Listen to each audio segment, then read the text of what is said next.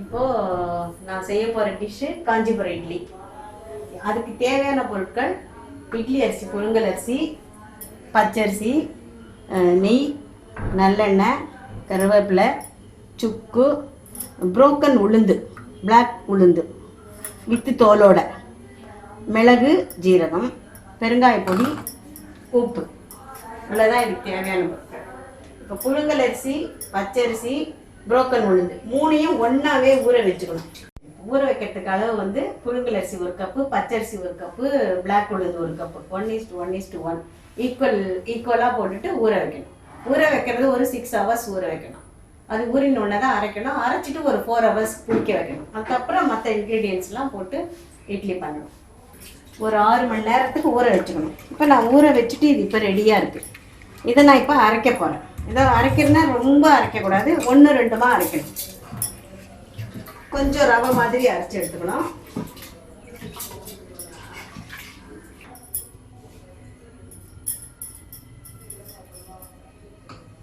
போட்டு நல்லா கரைச்சி வச்சுக்கணும். கரைச்சிட்டு இது ஒரு 4 hours இதை புளிக்க வைக்கணும். புளிக்க வச்சுட்டு அதுக்கப்புறம் தான் அந்த இன்க்ரீடியன்ஸ் எல்லாம் போட்டு நம்ம இட்லியாக செய்யணும்.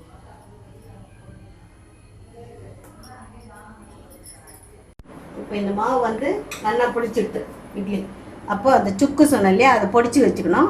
மிளகு பொடிச்சு வச்சுக்கணும், ஜீரகம் பொடிச்சு வச்சுக்கணும், கருவேப்பிலை கட் பண்ணி வச்சுக்கணும், நல்லெண்ணெய் அண்டு நெய். இவ்வளோதான். இப்போ என்ன பண்ணணும், வாணலி அடுப்பில் வச்சுட்டு 1 கப் நல்லெண்ணெய் விடணும்.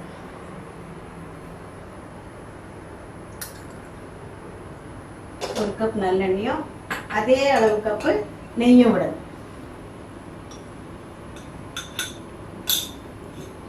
நெய் விட்டு இது நல்லா காயணும். இது நல்லா புகைய காயணும். அந்த காயத்துக்குள்ள நம்ம என்ன பண்ணணும், இந்த புளிச்ச மாவுல சுக்கு ஒரு 1.5 ஸ்பூன் எடுத்து இப்படி மேலே தூவினா மாதிரி போட்டுக்கணும். சுக்கு பொடிச்சதை மேலே தூவினா மாதிரி போட்டுக்கணும். மாவை டிஸ்டர்ப் பண்ணக்கூடாது. அப்புறம் மிளகும் அதே மாதிரி ஒரு 1.5 ஸ்பூனுக்கு 1:1:1 அளவுக்கு இது 1.5 ஸ்பூனுக்கு தூவினா மாதிரி போட்டுக்கணும். அதே மாதிரி ஜீரக பொடியும் போட்டுக்கணும். இது மேலே அப்படியே போட்டுக்கணும், வேற ஒன்றும் பண்ணக்கூடாது. அண்டு கருவேப்பிலை அதையும் அப்படியே தூவினா மாதிரி போட்டுட்டு அது அப்படியே இருக்கட்டும். இது வந்து நல்லா காயணும். கொஞ்சம் புகைய காயணும். எண்ணெயும் நல்லெண்ணெயும் காயணும். நெய்யும் நல்லெண்ணையும் நம்ம 1 கப் கொஞ்சம் தாராளமாக விட்டால் தான் இட்லி சாஃப்டாக வரும். இல்லைன்னா கொஞ்சம் ஹார்டாகிடும்.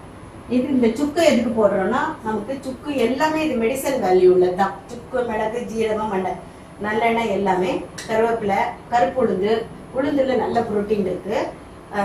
இட்லி அரிசி போட்டுக்கோம். ஸோ இந்த மிளகு, ஜீரகம், மிளகு வந்து எப்போவுமே ரொம்பவே நல்லது பிளட்டுக்கெல்லாம். 10 மிளகு இருந்தால் பகைய வீட்டிலே சாப்பிடலாம்னு சொல்லுவாங்க. ஸோ இதில் எல்லாமே மெடிசன் வேல்யூ. இது வந்து ட்ரெடிஷ்னல் ஃபுட். இதில் எல்லாமே மெடிசன் வேல்யூ இருக்குது.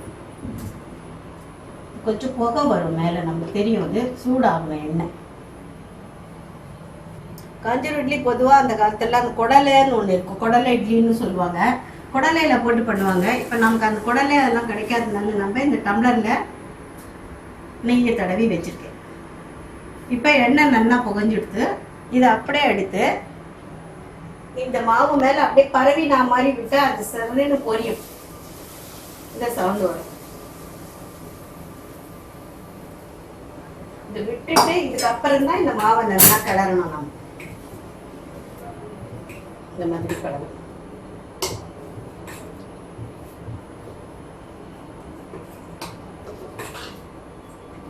குக்கர்ல ஜலம் வச்சுட்டு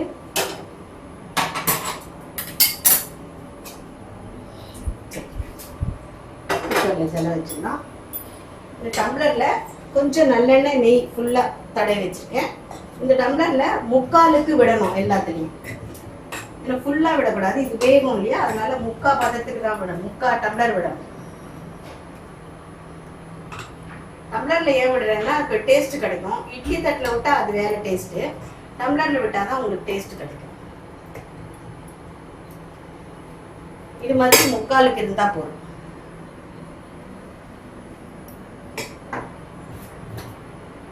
விட்டுட்டு குக்கருக்குள்ள வச்சுட்டு விசில் போடணும். இந்த இட்லிக்கு வந்து விசில் போடணும், வெயிட் போடணும்.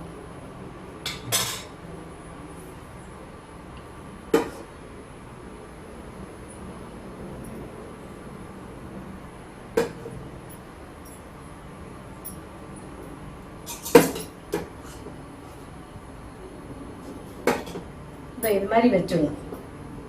வச்சுட்டு குக்கரை மூடிடணும்.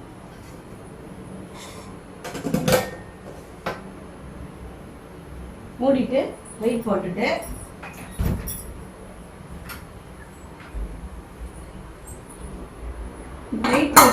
இது வந்து 7-8 சவுண்டு வரணும். இது நல்லா 7-8 சவுண்டு வந்தால் தான் டம்ளர் உள்ள இருக்கிற மாவெல்லாம் நல்லா வெந்து கொடுக்கும். உங்களுக்கு 7-8 சவுண்டு வரணும். இப்போ சவுண்டு வந்துட்டு வெயிட்டு கூலாக வரல, நம்ம கொஞ்சம் வெயிட் பண்ணலாம். ஒரு 7 விசில் வந்தாச்சு. இப்போ நம்ம எடுத்து பார்க்கலாம்.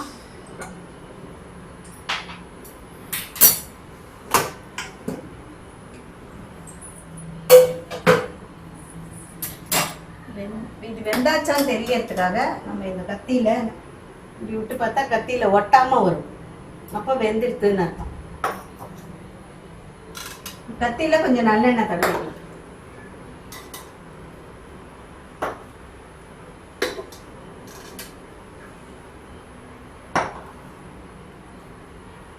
சூடு ஆறணும்.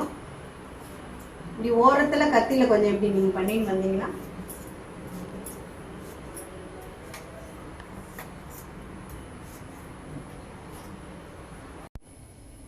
இப்போ காந்திய இட்லிக்கு சைட் டிஷ் நான் வந்து பரங்கிக்காய் குடமிளகா கொச்சு பண்ண போகிறேன். அதுக்கு இப்போ பைத்தம்பருப்பு வேக வச்சுட்டுருக்கேன். அதுக்கப்புறம் அதுக்கு தேவையான பொருள் பரங்கிக்காய், தக்காளி பழம், குடமிளகா பொடியாக நறுக்கிறது, பச்சை மிளகா, எண்ணெய், வேக வைக்கிறதுக்கு பைத்தம்பருப்பு, புளி, தாளிக்கிறதுக்கு கடலைப்பருப்பு, உளுத்தம்பருப்பு, கடுகு, வெந்தயம், பெருங்காய கட்டி, உப்பு, சாம்பார் பொடி கொஞ்சம், புளி, கொத்தமல்லி, கருவேப்பிலை.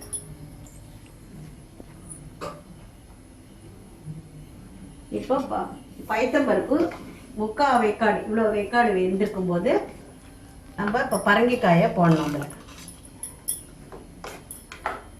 பரங்கிக்காயும் பைத்தம்பருப்பும் கொஞ்சம் வேக விடணும். நல்லா அது வெந்த பிறகு அதுக்கப்புறம் தான் இதெல்லாம் தாளித்து போட்டணும் வதக்கி. இது கொஞ்சம் வேகட்டும். இப்போ பைத்தம்பருப்பும் பரங்கிக்காயும் வெந்துடுது. இப்போ கொஞ்சம் வானிலை வச்சுருக்கேன். அது கொஞ்சம் எண்ணெய் விட்டு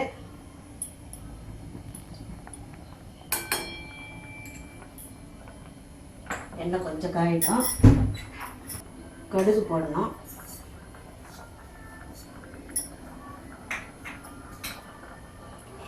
கடுகு கொஞ்சம் வெடிக்கட்டும்.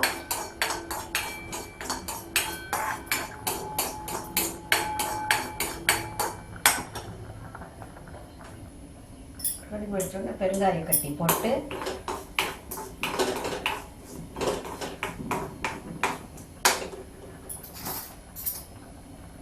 கொஞ்சம் கடலைப்பருப்பு, கொஞ்சம் உளுத்தம்பருப்பு, வெந்தயம் கொஞ்சம் ஃப்ரை பண்ணணும். கொஞ்சம் கோல்டன் ப்ரௌன் வரும்போது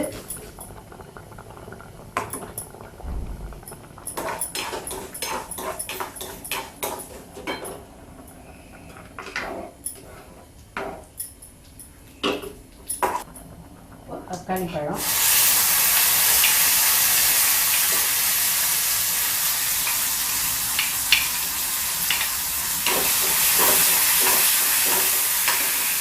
குடமிளகா, பச்சை மிளகா,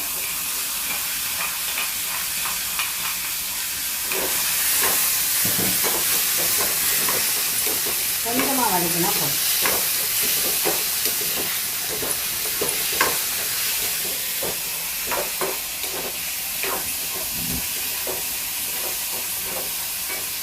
நடுவில் இதுக்கு கொஞ்சம் புளி கரைச்சிக்கணும்.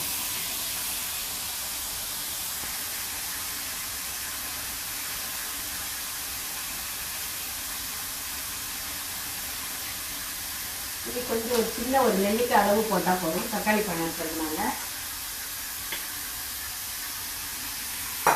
அப்புறம் ரொம்ப புளிச்சு போயிடும்.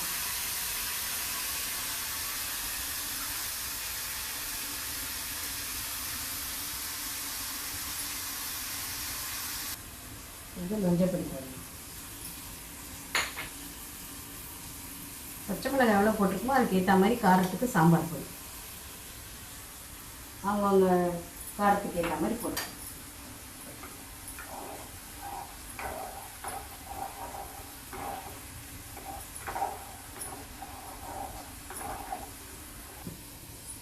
இந்த அடுப்பை அடைச்சிடலாம்.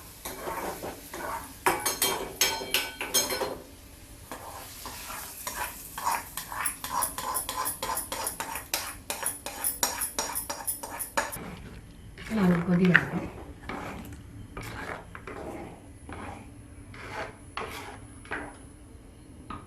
கடைசியாக டிஸ்பிளேல பார்க்கலாம்.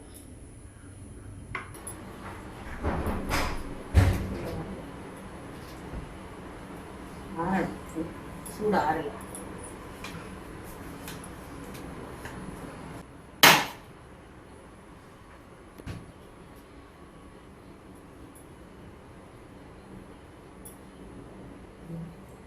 இப்போ இந்த மாதிரி வந்துடும்.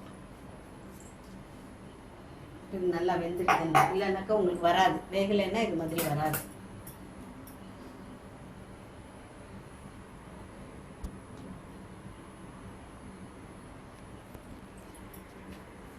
இப்போ இந்த டிஸ்பிளே கொஞ்சம் கட் பண்ணி குடமிளகா, பரங்கிக்காய், கொச்சு. இதுக்கு இட்லி பொடியும் தொட்டுக்கலாம். ரொம்பவே நல்லாயிருக்கும். காஞ்சிபுரம் இட்லி, குடமிளகா, பரங்கிக்காய், கொச்சு தயார்.